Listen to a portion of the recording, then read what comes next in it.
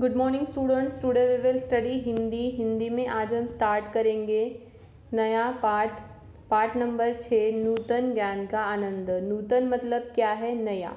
ठीक है, तो इस पाठ में हमें क्या बताया है कि देशाटन, यात्रा, परिश्रम, नई विधाएं सीखना, नए ज्ञान सीखने की कोई भी उम्र नहीं होती। जीवन में उन्नति के पथ पर चढ़ते रहना है, बढ़ते रहना है, इसलिए नया ज्ञान हमें सीखता रहना चाहिए। उसकी कोई उम्र नहीं होती, उसकी कोई सीमा नहीं होती। ठीक है, तो यहाँ पे बताया है एक यात्रा दरमियान स्वामी रामतीर्थ को किस तरीके का अनुभव वहाँ पर आया है, इसके बारे में यहाँ पर बताया है। स्वामी रामतीर्थ आधुनिक भारत के विख्यात योगी और संत थे।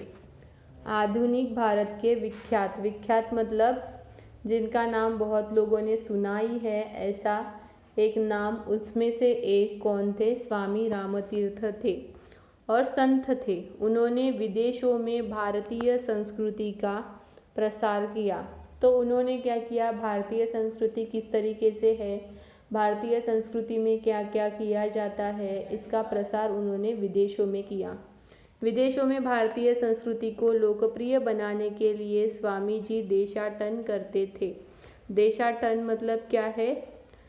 अलग अलग देशों की यात्रा करना। तो अलग अलग देशों की वो यात्रा करते थे ताकि वो विदेशों में भी क्या करे? भारतीय संस्कृति को पहुंचा सके। एक बार स्वामी रामतीर्थ देशाटन के लिए जापान निकले। उन्होंने समुद्री मार्ग से ही जापान जाना पसंद किया। तो एक बार क्या हुआ? स्वामी रामतीर्थ देशाटन के लिए कहाँ पर निकले? जापान निकले। तो उन्होंने कौन सा यात्रा की? समुद्र की यात्रा करना पसंद किया। यात्रा के दौरान जब स्वामी जी समुद्री जहाज के डेक पर पहुँचे तब उन्हें एक वृद्ध जापानी पुरुष के दर्शन हुए। तो वो यात्रा कर रहे थे, तो यात्रा में उन्हें समुद्री जहाज में कौन मिला? एक वृद्ध जापानी पुरुष। वहाँ पर उनके दर्शन हुए, मतलब उनसे उनकी मुलाकात हुई। स्वामी जी ने देखा कि वह व्यक्ति पूर्णतः वृद्ध हो चुका है। मतलब स्वामी जी ने क्या देखा? कि वह व्यक्ति पूरी तरीके से वृद्ध है। वह बिल्कुल पुरातन मतलब पुराने युग का जैसे दिखने वाला एक वृद्ध है। वह अत्यंत दुर्बल और उसके हाथ पांव काँप रहे थे।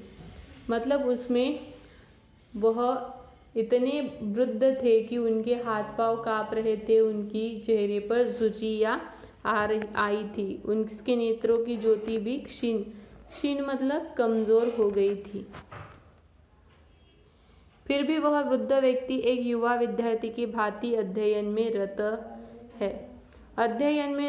मतलब क्या है? कि वो युवा व्यक्ति से क्या कर रहे हैं? कुछ तो भी नया सीखने में मग्न है। वृद्ध व्यक्ति को प्रयत्नशील देखकर स्वामी जी को आश्चर्य हुआ। यह देखकर कि वृद्ध व्यक्ति कितने प्रयत्नशील होकर वो पढ़ रहे हैं, वो सीख रहे हैं, ये सब देखते हुए स्वामी जी को आश्चर्य हुआ। स्वामी जी वृद्ध पुरुष के निकट गए, वो उनके पास गए, निकट मतलब नज़दीक गए। स्वामी जी के आश्चर्य का ठिकाना न रहा जब उन्होंने देखा कि यह वृद्ध चीनी भाषा सीख रहा है। तो उन्होंने क्या देखा?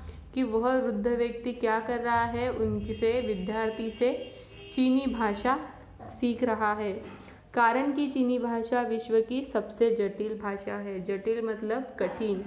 क्यों? क्योंकि चीनी भाषा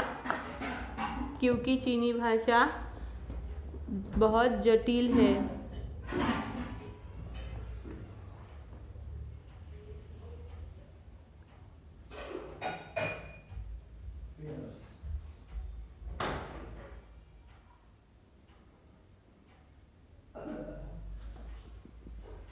ठीक है, तो इस भाषा को सीखने के लिए कई वर्ष का समय चाहिए।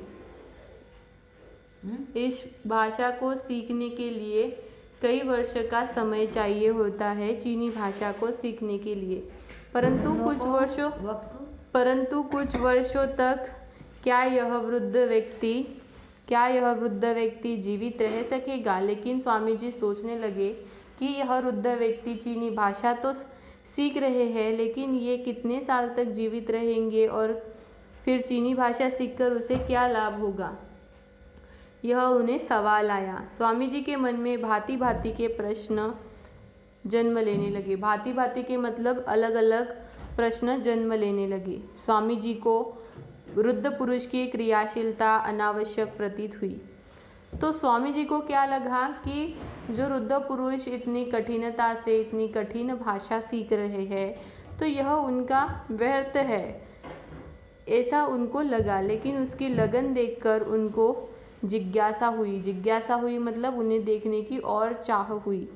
जिज्ञासावश स्वामी जी उसके समक्ष खड़े हो गए, मतलब वो उनके और ज़्यादा नज़दीक गए, बाजू में खड़े हो गए। कोई व्यक्ति मेरे समक्ष खड़ा है, यह आभास वृद्ध व्यक्ति को नहीं हुआ।